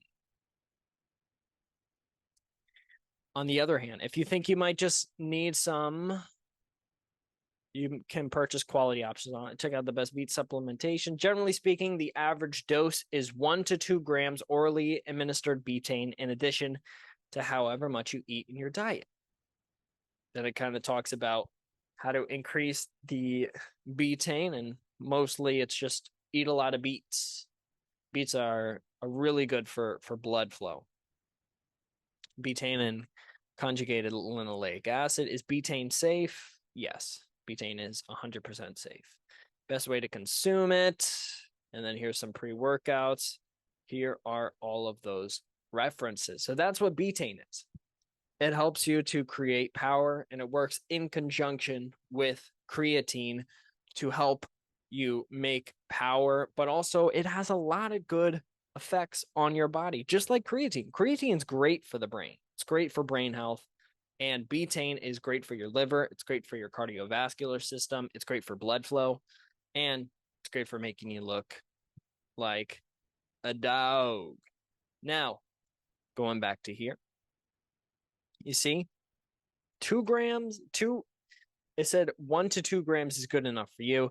This has 2.5 grams of betaine anhydrous, which is what we like to see. Next up, PKTP. The hell is this? This is supplementengineer.com. PKTP is a clinically researched patented form of adenosine 5-triphosphate disodium that is identical in structure to human ATP. Research has shown that supplementation with PKTP may improve athletic performance and body composition by increasing muscular excitability, blood flow, and recovery. Studies note that PKTP is effective after a single dose, 400 milligrams, for increasing the ratio of muscle activation and power output during high intensity exercises, and may also help prevent performance drop-off as training goes on. How does it work? Obviously, we know ATP as cellular currency of energy production in the body. It is constantly being used and regenerated in cells via cellular respiration. Each day, the human body creates and burns about as much ATP as its own body weight. Beyond its role in producing usable energy for cells, ATP also serves as an important extracellular signaling molecule, acting as a neurotransmitter in both the central and peripheral nervous systems. Furthermore, ATP and its derivative adenosine are involved in muscle contraction, vasodilation, cardiac function, platelet function, and liver glycogen metabolism. Now, how does ATP produce energy? ATP has 3 phosphate groups in each molecule. When one of the phosphate groups is removed, a tremendous amount of energy is released. The body, in turn, uses this energy to perform a wide range of biological processes, including muscle contraction, DNA and RNA synthesis, transportation of nutrients in and out of cells, and communication between cells. As this energy is being used up, the body must create more ATP to meet demand. Under normal circumstances, this process happens seamlessly, meaning your body can produce enough energy to keep up with regular tasks such as unloading groceries, walking the dog, folding laundry. However, intense physical activity creates a tremendous demand for ATP. Since skeletal muscle tissue only stores stores a limited amount of ATP at any one time, and intense exercise consumes high amounts of it, your body has to rely on other substrates to generate ATP after a few seconds. Research indicates that endogenous muscle stores of ATP are capable of supporting maximal work for a max of 1 to 2 seconds, after which intercellular phosphocreatine kicks in to supply additional fast-acting ATP, which lasts all of 2 to 7 seconds. Increasing muscle's ability to rapidly regenerate ATP and thereby stave off decrements in performance is one of the primary reasons many individuals supplement with creatine monohydrate. Many individuals also consume a carbohydrate-rich meal pre-workout or sip on an intra-workout supplement during training to make sure there is a steady supply of blood glucose to support energy production and delay the onset of fatigue. Now, let's go. Peak ATP. What are the benefits? Increases muscle torque output. The initial study investigating the potential ergogenic effects of peak ATP sought to determine whether a 400 milligram dose of peak ATP would improve force output and reduce fatigue in resistance trained individuals. 16 healthy participants, 8 male, 8 females, ages 21 to 34, enrolled in the double-blinded placebo-controlled study using a crossover design. Following is a graph to show the supplementation and training protocol used during the trial. So you can see exercise restriction, fasting blood sample on the 3rd day, and then they dosed from the 3rd day to the 18th. And then from the 15th to the 18th, exercise restriction. And then they did a fasting blood sample on day 18. And they did 3 sets of concentric knee extensions with a 2-minute rest in between. For each of the trials, participants consumed their assigned capsules, placebo or peak ATP, for 15 days, 1 in the morning before dinner and 1 at night before dinner. Subjects receiving the peak ATP treatment were receiving 200 milligrams peak ATP per capsule for a total daily of 400 milligrams. After the supplementation period, the participants reported to the laboratory for testing following a 12-hour overnight fast. Reason they used 400 milligrams was that previous research using a dose of 225 failed to improve bench press strength compared with the placebo. So 225 was not enough. During the course of the trials, participants were instructed to refrain from vigorous exercise for 3 days before reporting to the laboratory in the morning after an overnight fast. They were allowed some stuff. Look at this. Supplementation with 400 milligrams peak ATP led to a significant increase in low peak torque and a trend toward a decrease in torque fatigue across the 3 working sets. You can see set 1, high peak torque, low peak torque, and percentage decrease in torque over time. You can see this top level right here. Very cool, very cool. You can see a much less of a decrease from those taking peak ATP. Very cool. So it helps you put out more power. Makes you lift heavier weights. Also, it improves blood flow. ATP can enhance vasodilation and, as a result, blood flow. ATP, the actual molecule itself. In addition to improving exercise performance, researchers wanted to know if supplementing with peak ATP could increase blood flow above what is naturally attained from exercise, since physical activity in and of itself increases blood flow to the working muscles. Animal models using a human equivalent of 1,000 and 1,600 milligrams exhibited the most pronounced increases in blood flow during exercise and into the recovery period.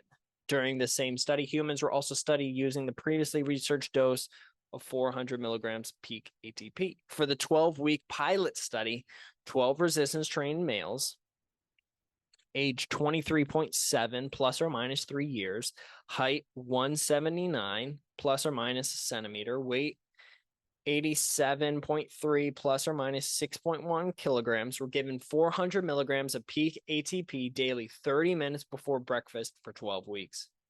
To determine blood flow during in-working muscles, subjects performed an exercise test consisting of 3 sets of 20 contractions at 50% of the subject's 1 rep max. Volumetric blood flow and vessel dilation in the brachial artery were measured using ultrasound at rest before taking the supplement, at rest 30 minutes after supplementation, and at 0, 3, and 6 minutes after the exercise test. All right, very cool. Major finding from the studies. Week 1, increases in blood flow at 0 minutes post-exercise and at 3 minutes post-exercise compared to control week 0. This increase in blood flow at week 1 was concomitant with an increase in brachial dilation at 0 minutes post-exercise. At weeks 8 and 12, researchers noted an increase in blood flow at 0 minutes post-exercise and at 3 minutes post-exercise at 8 weeks relative to the control week. This again was in conjunction with increases in vasodilation 30 minutes after ATP treatment at rest at week 8 and 6 minute post-exercise at 12 weeks. We all know that one byproduct of greater blood flow is bigger muscle pumps, which increases cellular swelling and may promote muscle growth. But another byproduct of this enhanced blood flow could improve removal of metabolic waste projects such as lactate and urea generated from muscle contractions. Additionally, improved circulation also facilitates greater delivery of nutrients, amino acids, glucose, as well as oxygen to exercising muscles, which can help sustain performance and promote recovery. In the conclusion, researchers note that the exact mechanism whereby ATP increases blood flow during post-exercise recovery periods remains unknown. All right. Also, peak ATP enhances lean mass. And then this is another randomized double-blind placebo and diet-controlled study with 21 resistance-trained males. And it helps people look better. All right. Increased post-exercise ATP levels. The next 42 healthy male individuals, 18 to 30 in this study,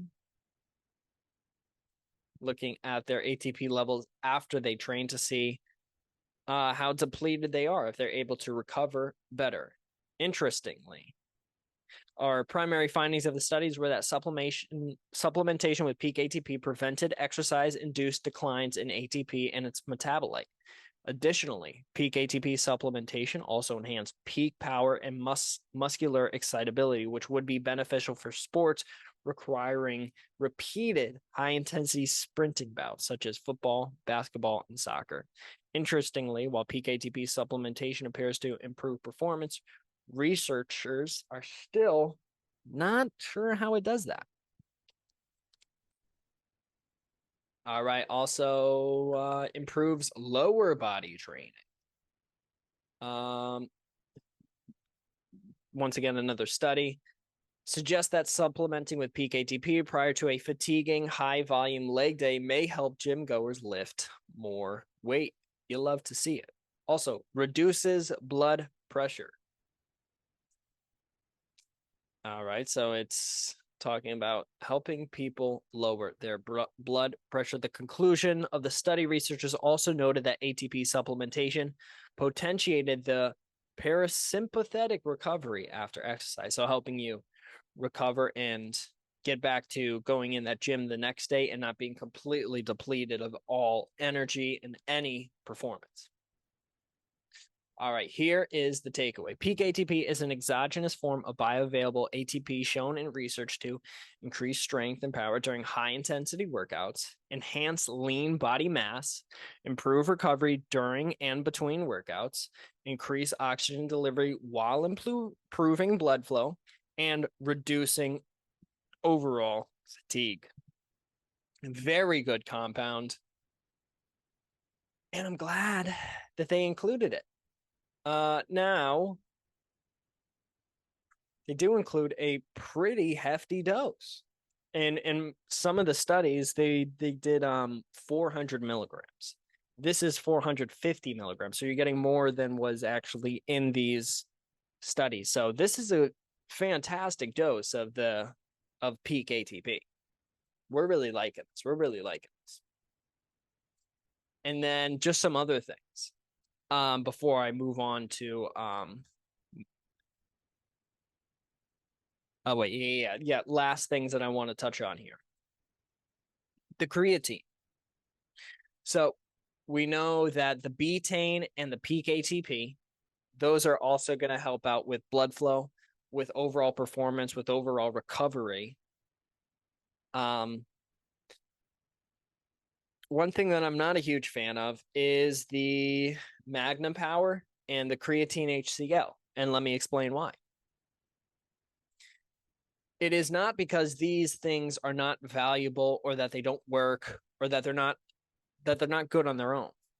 I'm simply saying just have more creatine monohydrate. The magnesium creatine chelate is creatine monohydrate with magnesium added to it so that it helps with keeping the hydration within the muscles. And it's bonded to magnesium. And then same thing with creatine hydrochloride. It's the creatine molecule attached to hydrogen and chlorine. And the belief with that is that it helps to get into the muscles and saturate the muscles, and just overall helps the absorption of creatine. Although I say just to have more creatine monohydrate in there. I mean, you're having 1.5 grams of this magnesium creatine, and then you're having 750 milligrams of this hydrochloric hydrogen and chlorine creatine, which isn't bad, but it's not as good as creatine monohydrate, which is my only I wouldn't even say dislike, because I think this is a great product and I actually ordered it. Hopefully it gets here soon. But those are the only things that I don't really like about this formula. I think it is somewhat making it a little bit different, which I can understand in other formulas, but I would have preferred to just have creatine monohydrate at just maybe 5.5 grams, 6 grams, like something like that would be crazy. Most pre-workouts or creatine formulas will have 5 grams standard, but I do like that they think it's interesting that they had the Magnum Power and the HCl in there as well in terms of the creatine. It makes it a little bit different, but I would have preferred to see them just have that in creatine monohydrate. That's personal preference for me. I don't think it really changes that much in the overall performance, but the dosing of the ingredients for this thing are fantastic. This looks like a great product. And I got the electric lemonade. So I don't know when it's going to get here, but we'll see. Hopefully the electric lemonade is good. I looked at the Baja cooler. I don't know what that tastes like. I didn't really trust it all that much, but I guess we'll figure it out. I guess we will see. Folks, it's that time. Want to say thank you so much for listening. I have successfully got a sleeping Carmela. She is looking absolutely gorgeous, sleeping right underneath me. I might go on a walk with her. I might hang out with her a little bit. Earlier she was going crazy. I had to stop the video multiple times to check up on her. She is going through heat, so she's a little bit moody. She's giving me a little bit of attitude, being a little bit annoyed, but now she's asleep. So I'll spend some time with her, and hopefully next time I talk to you, next time I do a show. We'll have some more interesting topics. I thought today was a good show. Some final thoughts before I get up on out of here. I do think it is important for our civilization to try and make an effort to go to a different planet. I think that our, not just America, but our entire planet would be benefited from spreading throughout our own solar system. Yes, you can say war, crime, prejudice, all the bad things that happen are still going to happen if we expand to Mars. That is true. I don't think that suddenly we're going to get to Mars and everybody's going to be happy and perfectly peaceful. I don't think that's going to happen. But I do think that it's more important for the human race as we know it, as the only life in the universe, to expand, to go to different planets, to go to different galaxies, different solar systems, and expand. And hopefully one day when we get to a place where maybe we're able to be on multiple planets, hopefully at that time we'll be more evolved as a species and we'll be able to say we don't need to have war. We don't need to have people crying in the streets because of a medical bill. We don't need to have people who are poor and homeless and not able to pay for a decent meal. I hope that one day we are able to get to a place where everybody can be as fortunate as I am. And in no ways am I rich whatsoever. But I do hope that people are able to enjoy their lives. They don't have to work in a coal mine. They don't have to work digging up lithium batteries in Africa.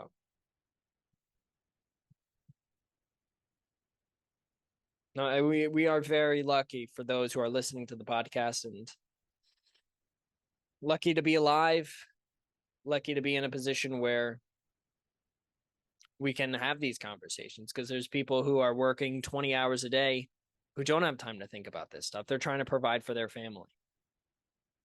And I have the utmost respect for those people. And I think that as we move forward in our culture and in our society, I think we should revere those people, should respect those people who bust their ass, who work day and night to try and make their little space a little bit better. And I strive to do the same, and I hope you can too. And I hope that our planet can find a way to help everyone, to love everyone, to stop with the fighting, to bring peace to the world, to engage and trade with different countries and be collaborative and try and take this civilization to that next level, to that next planet, that next solar system, that next galaxy. Will we be able to do it? I don't know. I'm going to lean on the side of saying yes, because we've come this far. And I hope that our leaders, and I think our leaders are smart enough to realize that maybe it's not the best idea to try and destroy life here on Earth, to try and expand outwards, to go to different planets. And yes, it will be corrupt. And yes, it will not be perfect, but that's part of the issue with these giant governments, giant companies. It's just you get lost in the weeds. I get it. But that doesn't mean that we shouldn't try. That doesn't mean that we shouldn't strive to go to a different planet. It doesn't mean that we shouldn't strive to expand on our current experience and to go to a different area, to go to a world that's unknown to us, to start over on a different planet, to try and transform the area that's around us for the better. Thank you so much. This is the Zach Moore Podcast.